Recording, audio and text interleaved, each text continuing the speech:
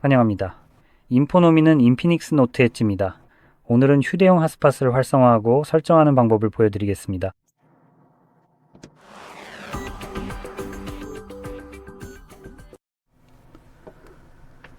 먼저 시작하려면 화면 오른쪽 상단에서 아래로 스와이프 하세요. 그러면 모든 토글 메뉴가 내려옵니다. 여기 어딘가에 휴대용 핫스팟이 있을 텐데 아마 이 버튼인 것 같지만 사실 100% 확신 없습니다. 그래서 우리가 할 수 있는 것은 바로 여기에서 클릭하는 것입니다. 그리고 라벨이 있는 것을 볼 수 있는데 이것이 바로 핫스팟 토글입니다. 하지만 이 목록 어디에서도 보이지 않는다면 편집을 통해 아래로 스크롤해서 추가로 넣을 수 있는 토글을 찾을 수 있습니다. 여기 보이는 것들은 모두 제가 추가할 수 있는 것들이고 플러스 버튼을 눌러서 추가할 수 있습니다. 그러면 바로 위쪽에 추가됩니다. 그리고 다시 돌아가면 이 목록 어딘가 보통 맨 아래쪽에 추가된 것을 확인할 수 있습니다. 이제 핫스팟이 보이게 되었으니 처음에는 길게 눌러야 합니다. 이제 더 많은 설정을 선택할 수 있고 그러면 이 안에 설정 화면으로 이동하게 됩니다. 여기서 핫스팟 설정을 선택하세요.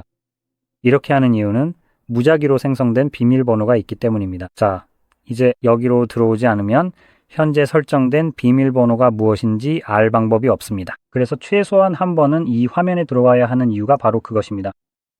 이 점을 염두에 두고 저는 이 비밀번호를 삭제하고 직접 설정하는 것을 선호합니다. 그리고 비밀번호는 최소 8자 이상이어야 합니다. 보시다시피 8번째 문자를 입력하면 체크 표시가 떠야 하는데 지금은 안 되고 있습니다. 실제로 조금 더 눈에 띄게 표시됩니다. 그리고 이제 확인할 수 있습니다. 이제 다시 이 화면으로 돌아오면 다른 옵션들도 있습니다.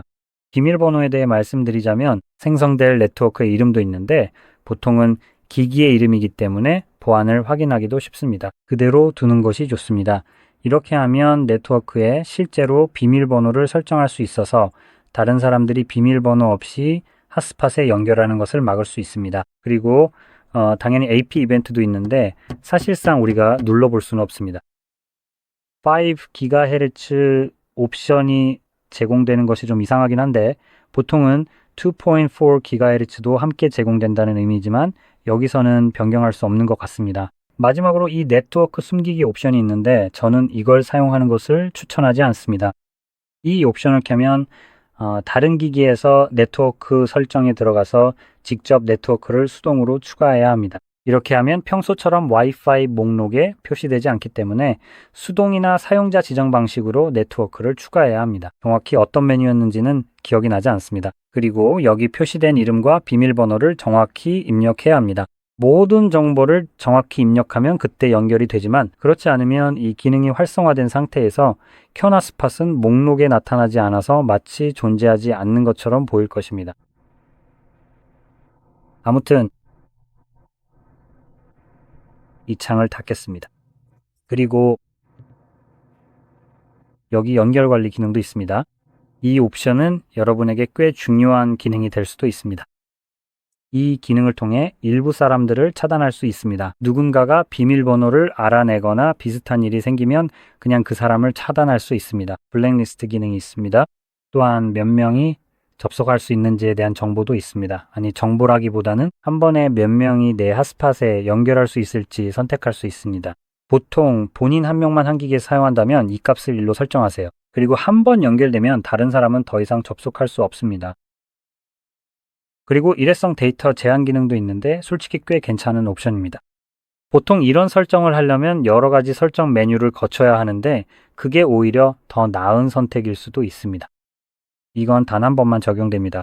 하지만 이 일회성 설정으로 네트워크 사용량에 대해 확실한 상한선을 정할 수 있습니다. 그래서 이 기능을 켜고 예를 들어 이 기가바이트로 설정하면 핫스팟이나 이 핫스팟에 연결하는 기기, 예를 들어 노트북에서 이 기가바이트 정도의 네트워크를 사용하게 되면 자동으로 핫스팟이 꺼지고 더 이상 사용할 수 없게 됩니다. 월별로 네트워크 사용량이 많지 않거나 정해진 한도가 있을 때 활용하기에 아주 좋은 옵션입니다. 여러분에게 맞는 수치로 이 기능을 설정해 두는 것이 좋을 것입니다. 예를 들어 한 달에 10GB가 있다면 이 설정을 5기가나 7기가 등 원하는 만큼으로 맞춰두면 나중에 모바일 네트워크로 사용할 데이터가 조금 남게 됩니다. 핫스팟 사용을 마친 후에 말이죠, 당연히. 그리고 데이터 한도에 대해 이야기하는 김에 실제로 설정해서 심 및 네트워크 설정으로 들어가면 한도를 설정할 수 있습니다. 아마도 이 작업에 사용할 심카드에서 해당 옵션을 찾을 수 있을 것입니다. 그리고 그 SIM 카드가 모바일 네트워크를 제공하거나 사용하는 것이죠. 여기에서 네트워크 선택을 한번 볼까요? 아니네요. 로밍 시의 액세스 포인트 이름 선택해 주세요. 여기서는 해당 옵션이 없는 것 같네요. 그래도 옵션은 있긴 하네요. 하지만 무슨 이유에서인지 여기서는 이동이 안 됩니다. 이건 제가 사용 중인 심카드의 문제일 수도 있습니다. 제가 사용하는 심카드는 기본적으로 제대로 작동하지 않아서 네트워크를 제공해주지 않습니다. 보시다시피 여기에는 신호 연결조차 없으니 이게 원인일 수도 있겠네요. 마지막으로 확인하고 싶은 게 하나 더 있는데 보통 이런 문제를 일으킬 수 있는 데이터 세이버, 모바일 데이터, 오지 데이터 사용 여부입니다.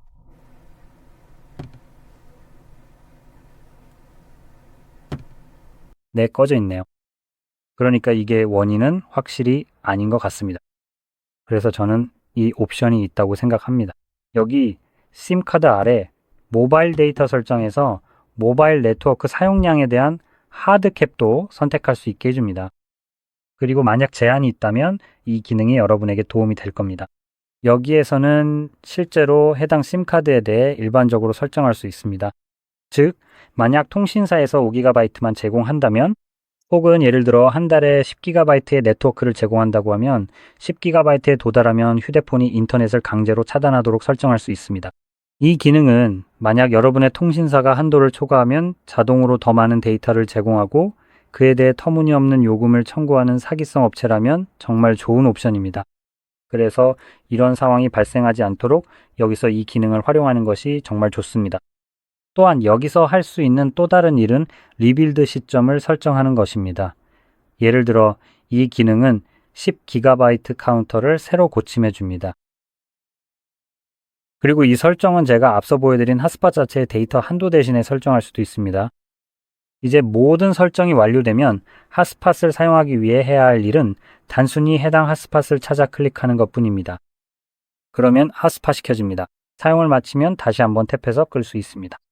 핫스팟은 휴대폰 배터리를 더 많이 소모하므로 보통은 사용 후 반드시 꺼두는 것을 기억하는 것이 좋습니다. 사용하지 않을 때는 백그라운드에서 계속 켜둘 이유가 전혀 없습니다. 그리고 일부 기기에는 여기 자동으로 핫스팟을 끄는 옵션이 있습니다. 여기에는 AI 감지 기능도 있는데 이게 어떻게 작동하는지는 저도 잘 모르겠습니다. 일정 시간 동안 기기나 네트워크가 연결되지 않으면 핫스팟이 자동으로 꺼집니다. 자, 솔직히 이 중에 어떤 게 뭔지 전혀 모르겠어요. 이 옵션은 좀 별로인 것 같네요. 어떻게 설명해야 할지 모르겠어요. 여기 정의를 보면요. 이 옵션은 연결 상태와 데이터 사용량 둘 다를 이용한다고 암시하고 있습니다. 제 생각에는 적어도 제 기준에서는 그다지 좋은 건 아닌 것 같아요. 그래서 결국에는 아마도 먼저 트리거되는 쪽을 선택하는 것 같아요. 그리고 이게 중요한 이유는 예를 들어 이 핫스팟을 노트북에서 사용하고 있다고 해볼게요. 어떤 웹사이트를 열고 아주 긴 기사를 읽고 있다고 가정해 보세요. 아니면 정말 긴 법률 문서일 수도 있죠. 누가 알겠어요. 아마 서비스 약관을 읽고 있을 수도 있고 아무튼 그걸 읽고 있다고 해볼게요. 그리고 그 서비스 약관을 여는 순간에요. 예를 들어 그 서비스 약관을 웹사이트에서 불러오기 위해 휴대폰의 데이터를 일부 사용하게 됩니다. 그래서 그걸 볼 수 있게 되는 거죠. 하지만 한번 로드되고 나면 그게 끝이에요. 이미 다 불러와졌고 그 시점에는 컴퓨터의 람에 저장되어 있기 때문에 스크롤을 해도 더 이상 네트워크를 사용하지 않아요. 그러니까 다른 페이지로 돌아가거나 다른 페이지로 넘어가서 페이지를 다시 불러와야 하는 상황이 아니라면요. 브라우저를 열어두고 서비스 약관을 읽고 있더라도 그 시점에는 네트워크가 사실상 거의 사용되지 않는 거예요. 제가 이 부분을 명확히 설명하는 이유는 감사합니다. 여기 있는 이 옵션 중 어느 것이든 기본적으로 모바일 핫스팟을 끌 수 있는 기능이 있습니다. 그리고 서비스 약관을 읽고 있을 때요. 그리고 읽는데 시간이 조금 오래 걸린다면 AI 감지로 그 시간이 정확히 얼마나 되는지는 저도 모르겠지만 여기서 원하는 옵션으로 설정할 수 있습니다. 예를 들어 5분으로 설정했다고 해봅시다. 5분 동안 네트워크가 사용되지 않으면요. 게다가 어떤 기기도 연결되어 있지 않으면요. 예를 들어 여전히 연결은 되어 있지만 5분 동안 네트워크를 사용하지 않은 경우도 있겠죠. 그래서 그럴 때는 핫스팟이 꺼집니다. 이건 최선의 방법은 아닙니다. 분명히 아직 사용 중인데 단지 5분 동안 웹사이트를 새로 고침하지 않았을 뿐이죠. 이제 여기서 더 나은 유일한 옵션은 기기가 연결되어 있지 않을 때만 꺼지는 것입니다. 즉, 네트워크 사용량이 아니라 연결된 기기만을 기준으로 하는 거죠. 아, 잠깐만요. 다시 생각해 보니까 기기가 연결되어 있지 않으면 사용량이나 특정 시간에 대해서는 아무 말도 안 하는 거네요. 알겠어요? 네, 제가 그냥 멍청했던 거예요. 네, 맞아요. 제가 멍청했네요. 신경 쓰지 마세요. 그래서 여기서는 사실 좋은 옵션이네요. 이렇게 하면은 5분 후에도 서비스 약관은 계속 읽을 수 있겠죠. 계속 읽을 수 있고 네트워크도 유지됩니다.